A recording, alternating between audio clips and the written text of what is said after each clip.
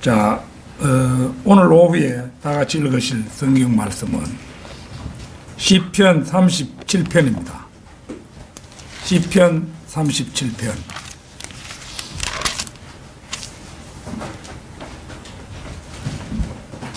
시편 37편 1절부터 11절 말씀까지입니다.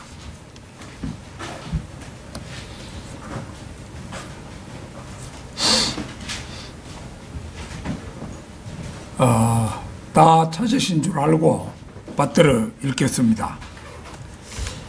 행악자로 인하여 초조해하지 말며 죄악을 행하는 자들을 시기하지 말라. 이는 그들이 풀같이 곧 베어질 것이며 푸른 나물같이 말라질 것임이라. 주를 신뢰하고 선을 행하라. 그리하면 네가 땅에 거할 것이요 진실로 그가 너를 먹이시리라. 또 주를 기뻐하라. 그리하면 그가 네 마음의 소원들을 네게 주시리라. 너의 길을 주께 맡기고 또 그를 신뢰하라. 그리하면 그가 이루어 주시리라. 그가 내 의를 빛같이 가져오시며 네 공의를 대낮같이 가져오시리라. 주 안에서 쉬고 인내하며 그를 기다리라. 자기 길에서 번성하는 사람 곧 악한 계획을 성사시키는 사람들로 인하여 초조해하지 말라. 화를 그치고 노여움을 버리라. 결코 악을 행하려고 초조해하지 말라. 행악자는 끊어질 것이나 주를 기다리는 자들은 땅을 유업으로 받으리라. 잠시 후면 악인이 없어지리니 정녕 네가 그가 있던 곳을 열심히 찾을지라도 그것이 없을 것이라.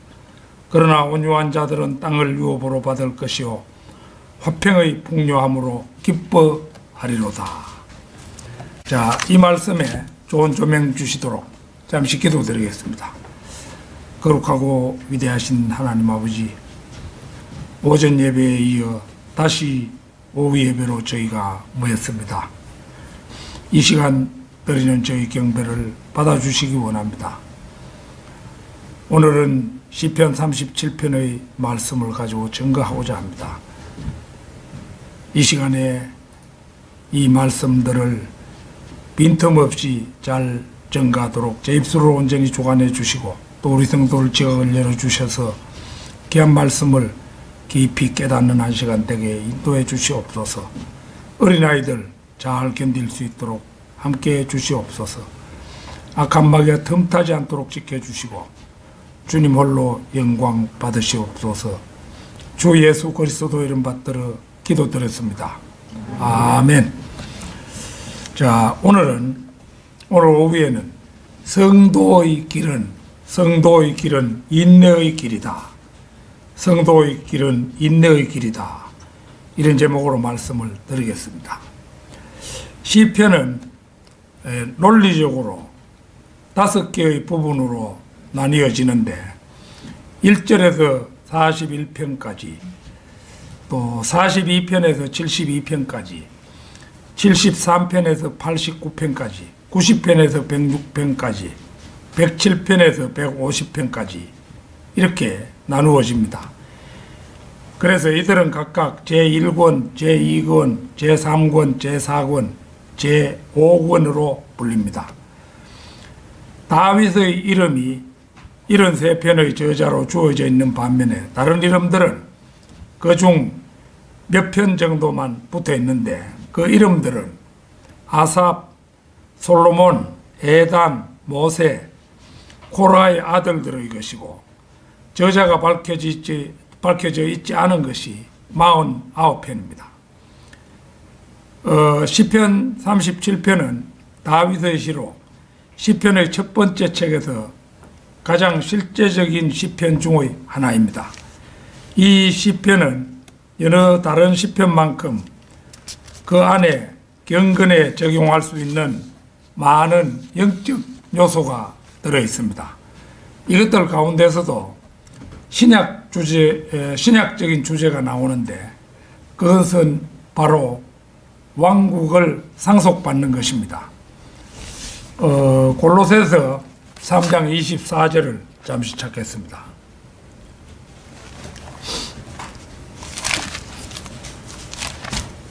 몰로새서 3장 24절.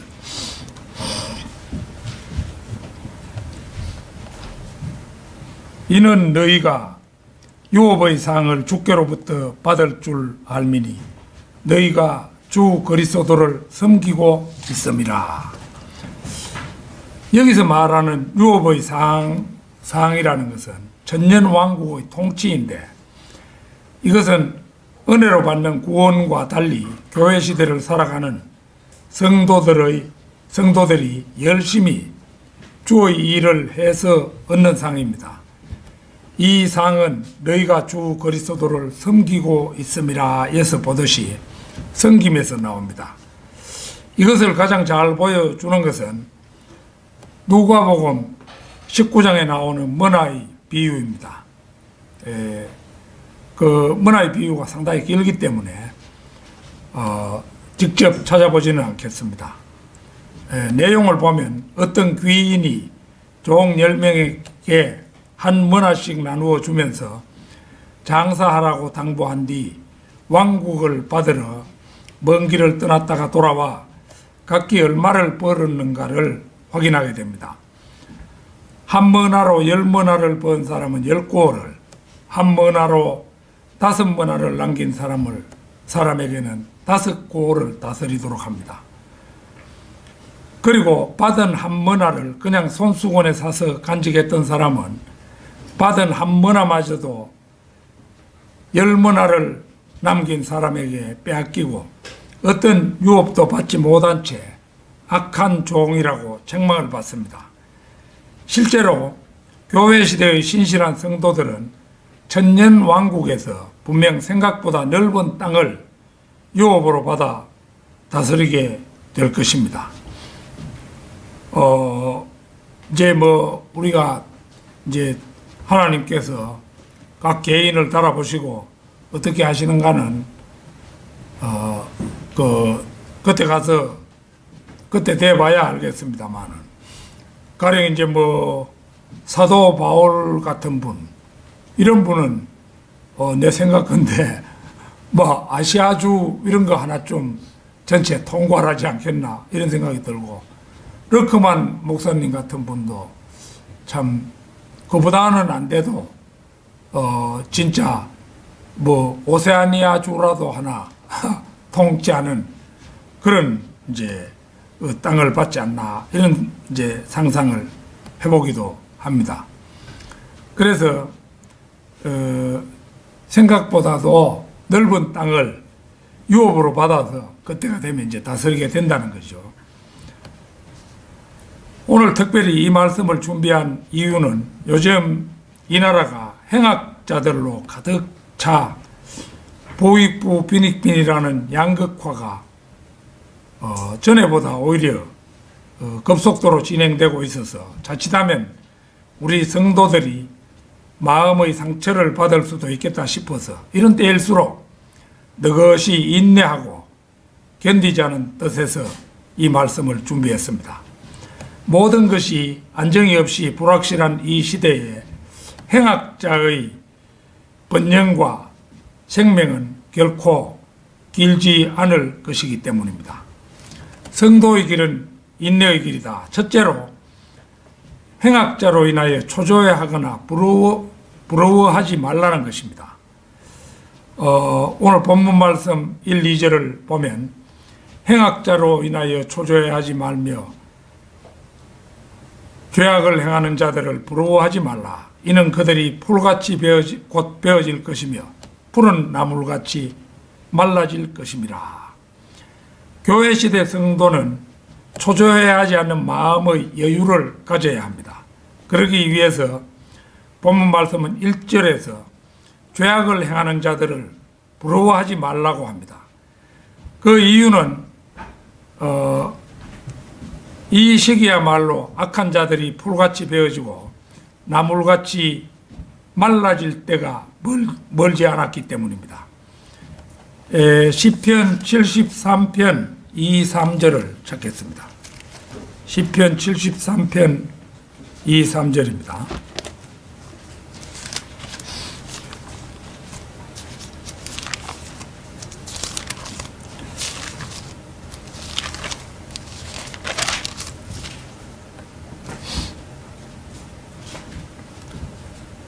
시편 73편 2, 3절. 그러나 나로 말하면 내 발은 거의 실족할 뻔하였고 내 걸음은 미끄러질 뻔하였으니 이는 내가 악인의 번영을 보았을 때 어리석은 자를 시기하였음이니이다. 여기서 악인은 환난 때 적그리스도에게 속한 사람들을 언급하는 것이지만 영적으로 적용하면 이 시대에 비참한 끝이 예약된 권력자에게 아부하는 자들로도 볼 수가 있습니다. 가령 이미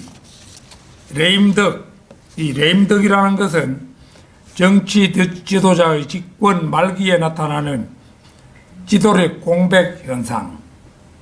우리 문재인 대통령도 이제 레임덕이 오고 있죠. 그래서 전에는 나타나지 않던 것이 급속히 나타나기 시작하고 있는 것을 우리가 볼 수가 있습니다. 그래서 레임덕을 겪고 있는 대통령이라 하더라도 이제 장관이나 국무총리에 지명되면 이게 웬 복이지 하고는 덥석 받아들이는 사람이 대부분입니다. 저거 이제 보니까 때가 얼마 남지 않았다. 나는 저 사람 밑에 들어가서 뭐 장관이나 뭘 하면서 한자리 하면서 나쁜 이름을 남기지 않겠다. 이런 사람은 당연히 거부해야 되는데 뭐 장관 같은 거 한자리 주거나 뭐 더더구나 국무총리 이런 거 준다 하면은 막 앞뒤 볼 것 없이 덥석 받아들이는 것이 현실이죠. 마치 물을 부어놓은 냄비에 처음에 이제 개구리를 넣으면 그 따뜻하니까 헤엄치기까지 합니다만은 조금 후에 뜨거워지기 시작하면 끝내는 삼켜 죽는 이치와 흡사합니다.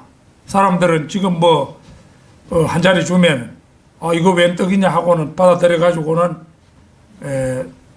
곧 끝나면은 자기가 오히려 심판받는 자리에 임해가지고 잘못하면 자기 평생에 그 수치가 되는 그런 일을 하는 사람이 적지 않은 것입니다. 시기는 타락의 주된 원인입니다. 최초의 시기는 사탄에 의해 저질러졌습니다. 이사야 14장 13절 14절 한번 보겠습니다.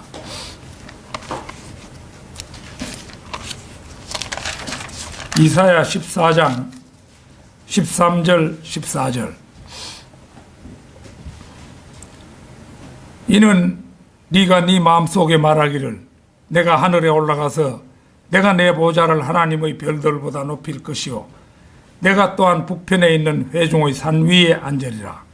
내가 구름들의 높은 곳들 위로 올라가 내가 지극히 높으신 분같이 되리라 하였습니다. 하나님보다 높아지려는 시기 때문에 결국 이 루시퍼는 셋째 하늘에서 쫓겨났으며 그는 역사 이래 하나님의 일을 방해하며 사람들을 미혹하여 지옥으로 끌어넣는 일을 도맡아 하는 마귀가 된 것입니다. 바로 이 시기 때문에 카인은 아벨을 죽였고 아합은 나봇을 죽였으며 사울은 다윗을 살해하려고 뒤쫓아 다녔습니다. 궁극적으로 사탄의 시기는 예수 그리스도를 십자가에 못 박아 죽이기까지 합니다. 자, 잠언 27장 4절 잠시 찾겠습니다. 잠언 27장 4절입니다.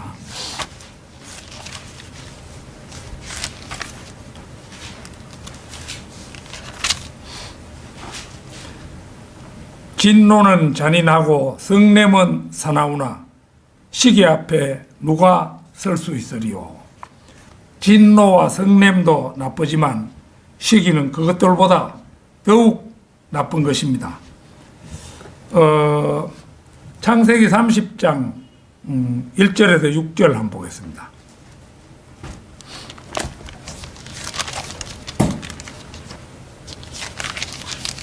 창세기 30장 1절에서 6절입니다. 오전에 잠시 라헬이 죽는 장면을 살펴보았습니다만은, 라헬은 자기가 야곱에게 자식들을 하나도 낳아주지 못함을 보고 언니를 시기하여 야곱에게 말하기를 나로 자식을 낳게 하라. 그렇지 아니하면 내가 죽으리라 하니, 야곱이 라헬에게 화를 내며 말하기를 내가 네게서 태의 열매를 못 맺게 하신 하나님의 대리자겠느냐 하니, 그녀가 말하기를 내 종 빌하를 보고 그녀에게로 들어가라. 그녀가 내 무릎 위에 아이를 낳아주리니 그러면 나도 그녀로 인하여 자식들을 얻을 수 있으리라 하며, 그녀가 그에게 자기 몸종 빌하를 아내로 주었더니 야곱이 그녀에게로 들어갔더라. 빌하여 야곱에게 아들을 낳았더니 라헬이 말하기를 하나님께서 나를 판단하시고 내 목소리도 들으시어 내게 아들을 주셨도다 하고, 그리하여 그의 이름을 단이라 불렀더라. 시기는 여기서도 뿌리 깊은 죄입니다. 많은 자식을 낳는 언니 레아를 질투하여 라헬은 나로 자식을 낳게 하라. 그렇지 아니하면 내가 죽으리라는 극단적인 말을 하기를 주저하지 않습니다. 그녀는 이렇게 언니를 시기하고 질투함으로써 자신이 뿌린 씨를 스스로 거두어 들이게 됩니다. 창세기 그 뒤에 35장 우리 오전에 보았던 그 자리 한번 보겠습니다. 그보다 조금 확대해서 한번 보겠습니다. 창세기 35장 16절에서 20절입니다.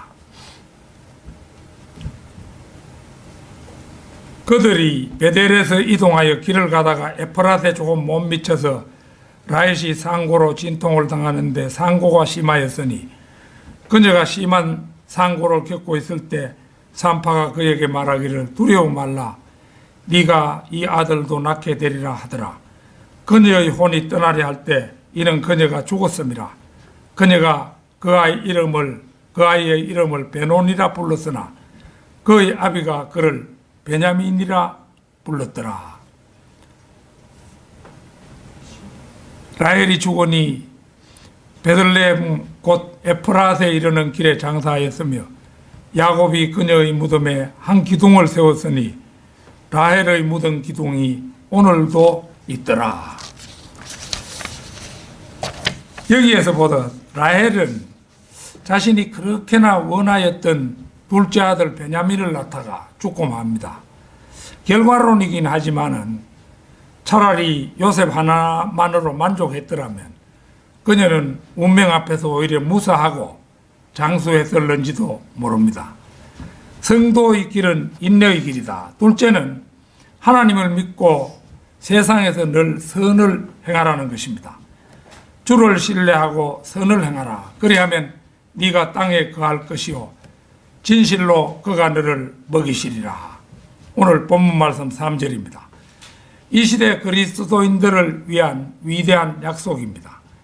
우리가 남을 시기하는 대신 주를 신뢰하고 선을 행하면 현재 우리가 살고 있는 땅에서 무사히 거할 뿐만 아니라 주님께서 우리에게 일용할 양식을 주실 것입니다.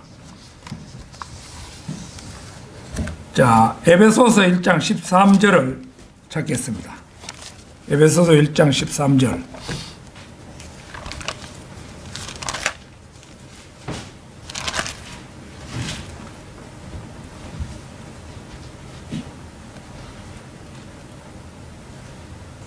그분 안에서 너희도 진리의 말씀 곧 너희 구원의 복음을 듣고서 그분을 신뢰하였으니 또 너희가 그분을 믿고서 약속의 그 성령으로 인침을 받은 것이니라. 죄인이 말씀을 듣고 그가 복음의 진리를 믿으면 이것으로 인해 그는 예수 그리스도를 구주로 신뢰하게 됩니다.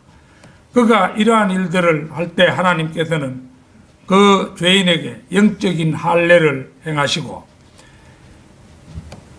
병을 보존하기 위해서 그 봉인을 하듯이 그를 인치십니다. 우리 모두는 구원받을 때 너나 없이 이런 과정을 거쳐서 거듭났으며 예수 그리스도의 피로 값주고 사신 바 되었습니다. 우리의 육체는 성령의 전, 곧 하나님의 소유가 되었습니다. 비록 그리스도인의 혼은 그가 예수 그리스도를 믿었을 때 구속되었지만 몸은 휴거 때에 예수님의 부활하신 모습과 같이 33살 반의 영광스러운 몸으로 구속될 것입니다. 성도의 길은 인내의 길이다. 셋째는 길을 주께 맡기고 신뢰하며 주를 기뻐하라는 것입니다. 오늘 본문 말씀 4절에서 6절을 보겠습니다. 또 주를 기뻐하라. 그리하면 그가 네 마음의 소원들을 네게 주시리라. 너의 길을 주께 맡기고 그를 신뢰하라. 그리하면 그가 이루어 주시리라. 그가 네 의를 빛같이 가져오시며 네 공의를 대낮같이 가져오시리라. 기뻐하는 것은 단지 신뢰하는 것보다 한 걸음 더 나아간 것입니다. 그래서 성경 본문에는 또라는 말이 들어있습니다. 또 주를 기뻐하라 이래 되어 있죠. 그가 이루어 주시는 것은 같은 구절에 그 5절, 같은 5절에 있는 너의 길입니다. 참된 성도가 가는 길은 2단이라고 불리는 길이죠. 사도행전 24장 14절 15절을 찾겠습니다.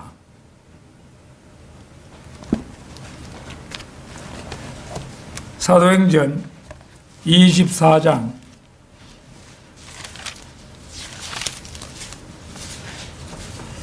14절에서 15절입니다.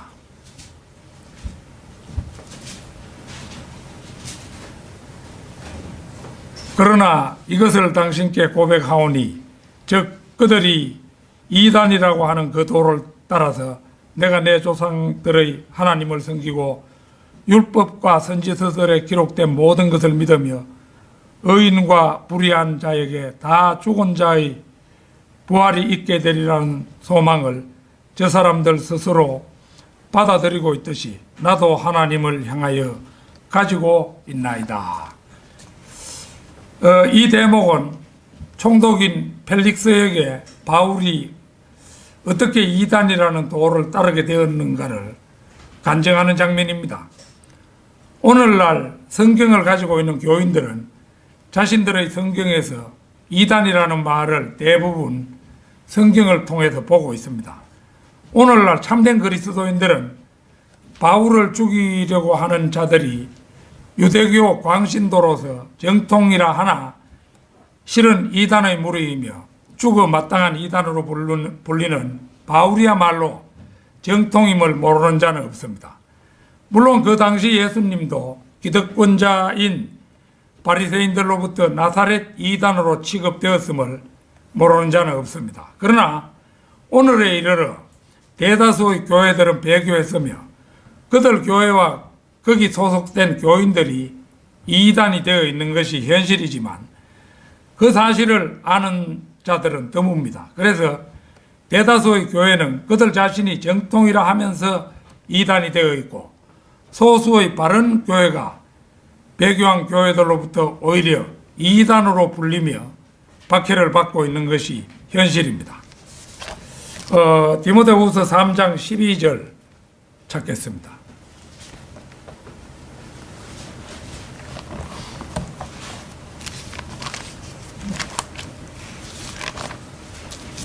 디모데후서 3장 12절입니다. 실로 그리스도 예수 안에서 경건하게 살고자 하는 모든 사람은 박해를 받을 것이라. 이 말씀을 역어로 적용해 보면 자신에게 아무런 박해가 없다면 자신의 삶이 그리스도 예수 안에서 경건하게 사는 것이 아님을 알아야 하는데 이 사실을 교인들은 모릅니다. 그래서 그저 쉽게 현대의 민주주의 하에서는 그리스도 예수 안에서 경건하게 살아도 박해가 없을 것이라 그런 생각을 합니다. 즉 그들은 하나님의 말씀이 만고불변의 진리라는 사실을 모르고 있습니다. 이러한 박해는 주님께서 공중에 오셔서 우리들의 이름을 불러 데려가시는 공중 재림 때까지는 계속될 것입니다. 그러므로 자신의 손으로 7절과 9절에 나오는 행악자를 자신의 힘으로 거치게 하려는 것은 마귀의 유혹에 불과합니다. 성도는 어디까지나 인내하며 그 행악자의 처분을 하나님께 맡겨야 합니다. 더디 오시는 것 같지만은 그분은 자신의 때에 맞추어서 오실 겁니다. 히브리서 10장 36절에서 39절을 찾겠습니다.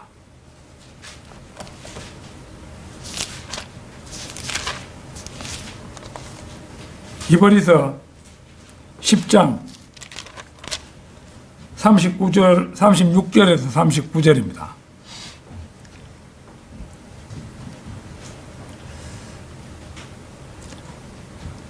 너희에게 인내가 필요하면 너희가 하나님의 뜻을 행한 후에 그 약속을 받기 위함이라. 조금 있으면 오실 이가 오시리니 지체하지 아니하시리라. 이제 의인은 믿음으로 말미암아 살리라. 그러나 누구라도 뒤로 물러나면 내 혼이 그를 기뻐하지 아니하리라. 그러나 우리는 뒤로 물러나서 멸망하게 될 자들에게 속하지 아니하였고 오히려 믿어 혼의 구원에까지 이르는 자들에게 속하였느니라.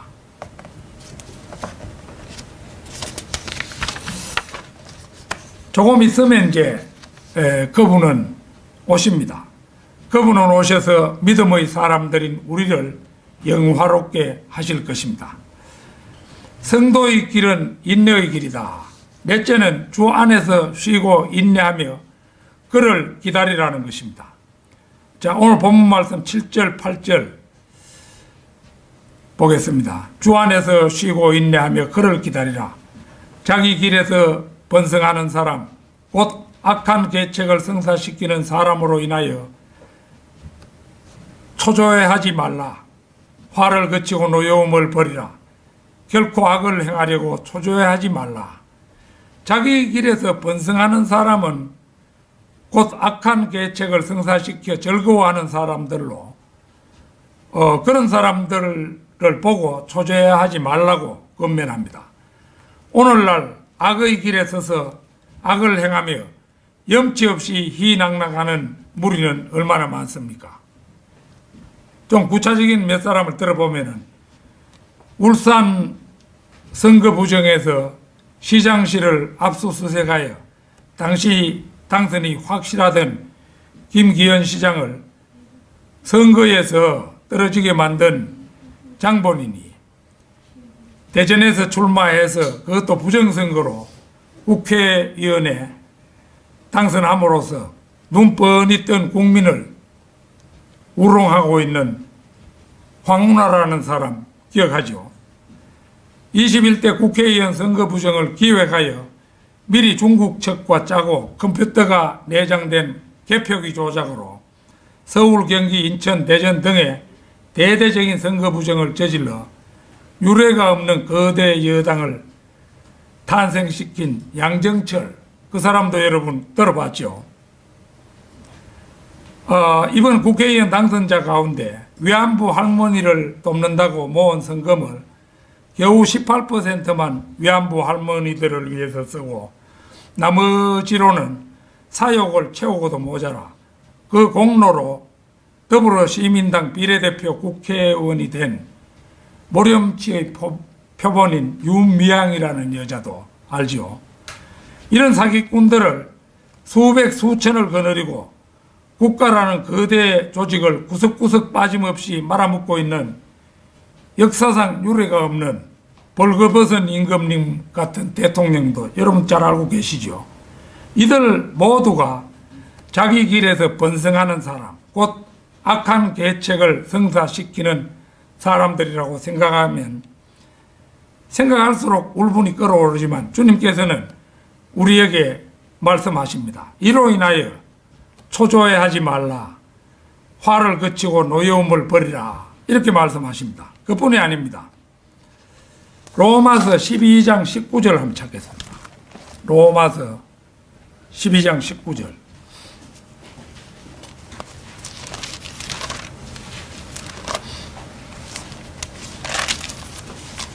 12장 19절.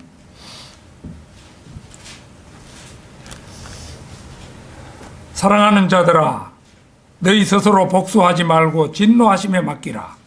기록되었으되 원수 갚는 것은 나의 일이니 내가 갚으리라.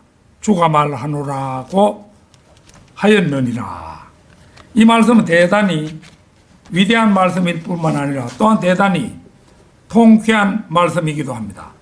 우리를 괴롭히고 못살게 구는 자들을 우리가 친히 안갚음하지 말고 하나님의 진노하심에 맡길 수 있다는 것은 얼마나 멋진 말씀입니까? 어떤 악인이 복수를 받기에 합당하다면 인간의 복수보다도 하나님의 복수가 몇 값절 더 가혹하지 않겠습니까? 만약 우리가 그 악인에 대해 잘못 생각하고 있는 부분이 있다면 전능하신 하나님께서 바르게 판단하셔서 바로잡아 주실 것이므로 이런 면에서도 이 일은 합당합니다.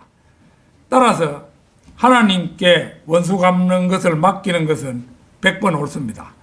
하나님만큼 정확한 재판관이 인간 가운데는 없기 때문입니다. 우리는 때때로 하나님의 판결이 아주 가혹하리만치 엄중한 결과를 초래하기도 하는 것을 봅니다.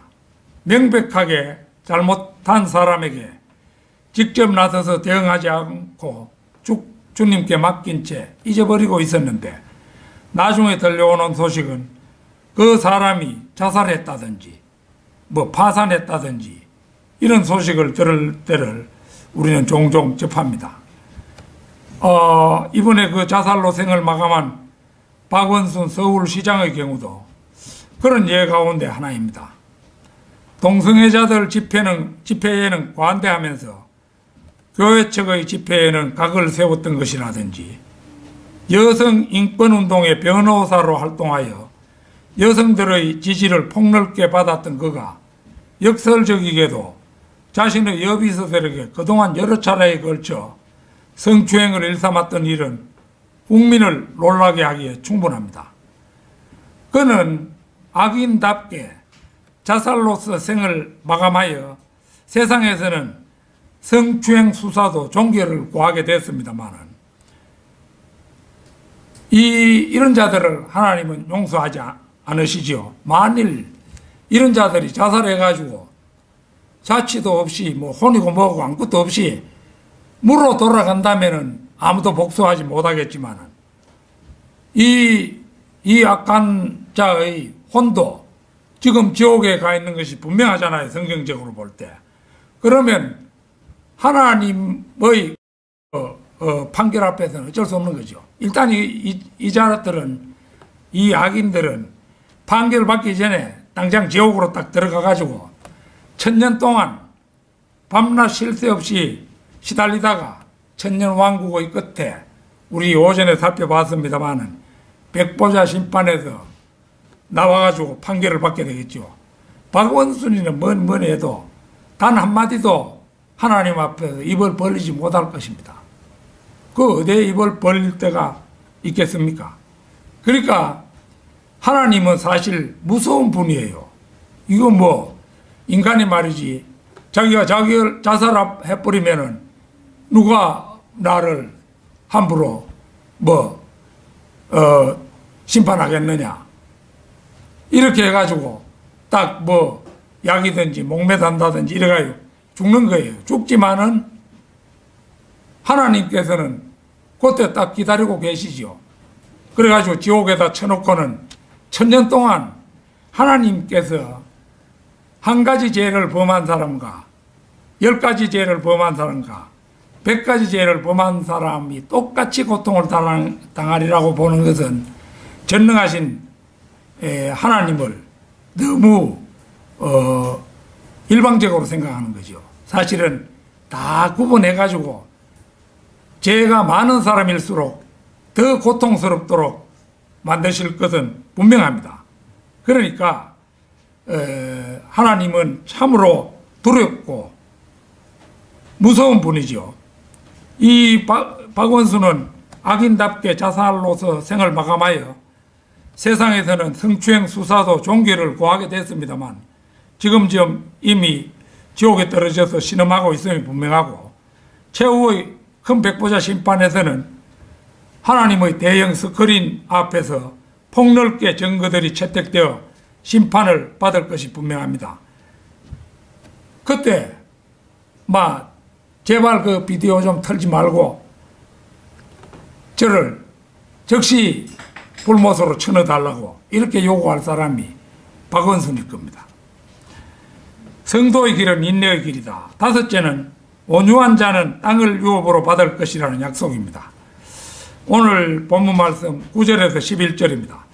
행악자는 끊어질 것이나 주를 기다리는 자들은 땅을 유업으로 받으리라. 잠시 후면 악인이 없어지리니 정녕 네가 그가 있던 곳을 열심히 찾을지라도 그것이 없을 것이라. 그러나 온유한 자들은 땅을 유업으로 받을 것이요 화평의 풍요함으로 기뻐하리로다. 9절에서 행악자는 지옥으로 떨어지게 되나 성도들은 천년왕국에서 땅을 유업으로 받게 됩니다. 악인들의 생이 긴 것 같아도 지상에서는 잠깐 후에 끊어지게 됩니다. 이것이 바로 성도가 이 지상에 살 동안 스스로 복수하지 않고 하나님의 진노하심에 맡기는 이유입니다. 10절에서 지옥으로 자취를 감춘 행악자들을 한 번 더 강조한 뒤에 11절에서 땅을 유업으로 받을 온유한 자들이 누릴 화평의 풍요함을 재차 강조하십니다. 여기서 특별히 눈길이 가는 대목은 잠시 후면이라는 말씀입니다. 이는 재림에 관한 날짜를 언급한 것입니다. 요한복음 16장 16절에서 19절 한번 찾겠습니다. 요한복음 16장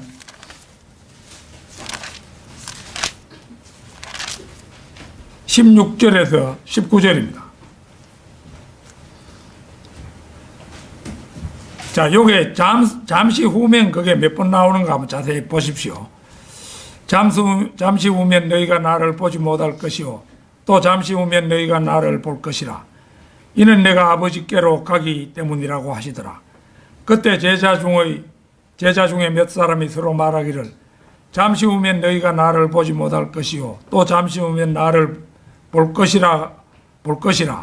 이는 내가 아버지께로 가기 때문이라고 주께서 우리에게 말씀하신 것이 무슨 뜻이냐고 하더라. 그러므로 그들이 말하기를 잠시 후면이라고 말씀하신 것이 무슨 뜻이냐. 우리는 주께서 무엇을 말씀하시는지 모르겠노라 하니 그때 예수께서 그들이 자기에게 묻고자 하는 것을 아시고 그들에게 말씀하시기를 내가 잠시 후면 너희가 나를 보지 못할 것이요 또 잠시 후면 너희가 나를 볼 것이라고 말한 이것에 관하여 서로 묻고 있느냐.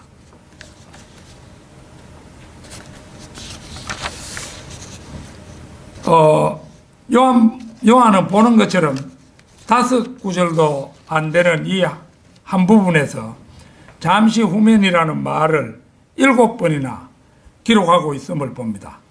16절에서 2번, 17절에서 제자들이 2번, 18절에서 제자들이 1번, 19절에서 주님께서 다시 2번 말씀하신 것이 그것입니다. 이것은 앞으로 다가올 7년 대환란에 대한 암시입니다. 그리고 7년 대환란의 기간을 잠시라는 단어로 묘사하고 있습니다. 따라서 지금 주님께서는 잠시 후에 있게 될 십자가 처형과 부활 그리고 성천에 대한 말씀을 하시면서 또 한편으로는 앞으로 있게 될 그분의 재림과 관련지어서 말씀하고 계신 것입니다. 그 뒤의 그 21절 보겠습니다. 여인이 해산할 때면 그때가 다가오므로 근심하나 아이를 낳고 나면 사람이 세상에 태어난 기쁨 때문에 더 이상 그 고통을 기억하지 아니하느니라. 해산의 고통이라든가 진통이라는 말은 예수 그리스도의 재림과 관련하여 그날을 기다리는 이 시대를 묘사하거나 세상의 마지막 날들에 닥칠 고난을 언급할 때 자주 사용되는 말입니다. 데살로니가 전서 5장 1절에서 3절을 찾겠습니다.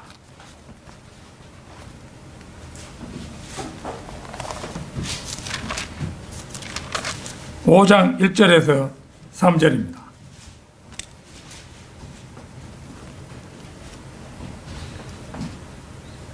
그러나 형제들아, 그때와 시기에 관해서는 너희에게 쓸 필요가 없으니 이는 주의 날이 밤에 도둑같이 오리라는 것을 너희 자신이 정확히 알고 있기 때문이니라.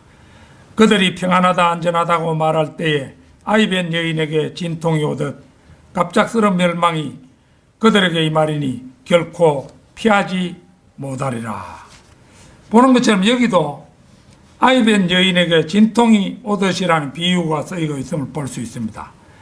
그러나 제자들은 잠시 후면이라는 말의 그 의미를 이해할 수가 없었습니다.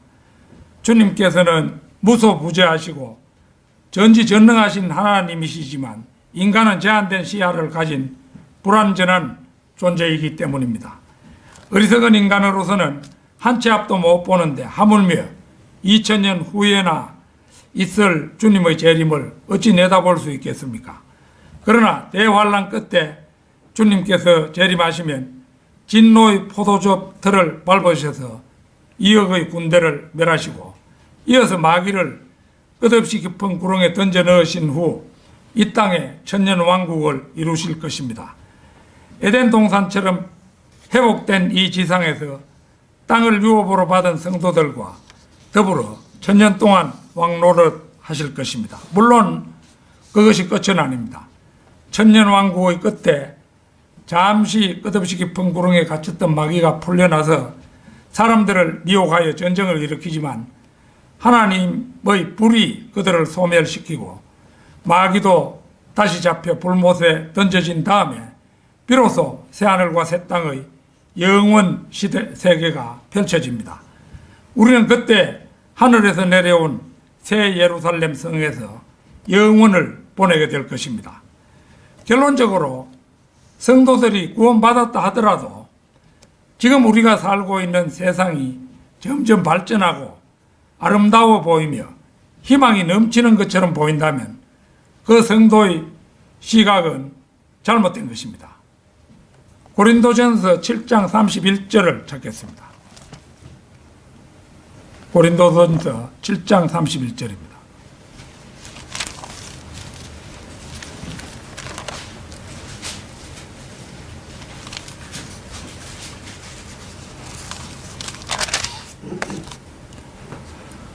그리고 이 세상을 이용하는 자들은 다 이용하지 못할 것처럼 하라. 이는 이 세상의 형체가 사라져감이라. 보는 것처럼 성경은 분명히 세상의 형체가 사라져간다고 말씀합니다. 우리들은 너나 없이 모두 이 세상을 이용하면서 살고 있습니다. 이 세상을 이용하여 사람들을 만나고 접촉하고 어울리며 농사를 짓거나 직장에서 근무하거나 또 사업을 하며 살고 있습니다. 그러나 행여라도 이 세상을 영원히 소유하고 있다고는 생각지 말아야 합니다. 우리는 멀지 않아 이 세상으로부터 떠나야 합니다. 이 세상은 어차피 멸망을 향하여 가고 있습니다. 즉 모든 것이 소멸되어 가고 있는 것입니다. 따라서 우리는 성도로서의 본분을 지키면서 온전하게 살아야 합니다. 어느 봄날에 아버지와 아들이 함께 밭갈이를 하러 들판에 나왔습니다. 먼저 아버지가 몇 고랑 간 다음에 아들에게 전기를 넘겨주었습니다. 넓은 밭의 이쪽 끝에서 저쪽 끝까지 한참을 지나온 소녀는 뒤를 돌아보며 중얼거렸습니다. 이상하다. 아버지가 간 고랑은 똑바로 뻗어갔는데 내 것은 왜 이렇게 구부러져 있을까? 그러자 아버지는 미소를 지으며 그 이유를 설명해 주었습니다. 처음 전기질을 시작할 때는 앞에 뚜렷한 목표를 세우고 그것만 보고 나아가야 고랑이 똑바로 날 수가 있단다. 목표 없이 나아가는 길은 삐뚤어질 수밖에 없기 때문이지. 그리하여 소녀는 이번에는 멀리 논둑 저편에 선 버드나무를 목표 삼아 전기를 잡고 소를 몰았습니다. 그제야 소녀는 바르게 밭을 갈 수가 있었다고 합니다. 성경대로 믿는 사람들은 세상에 있는 것을 목표 삼아 걸어가지 않습니다. 우리가 가는 길 저 끝에는 예수님이 기다리고 계십니다.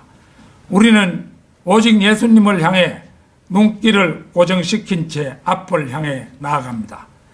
우리의 행동 지침은 오직 킹 제임스 성경뿐입니다. 아무쪼록 한 사람도 낙오 없이 주님의 품에 도달하는 성도 여러분이 되기를 진심으로 소망합니다. 다 같이 기도드리겠습니다.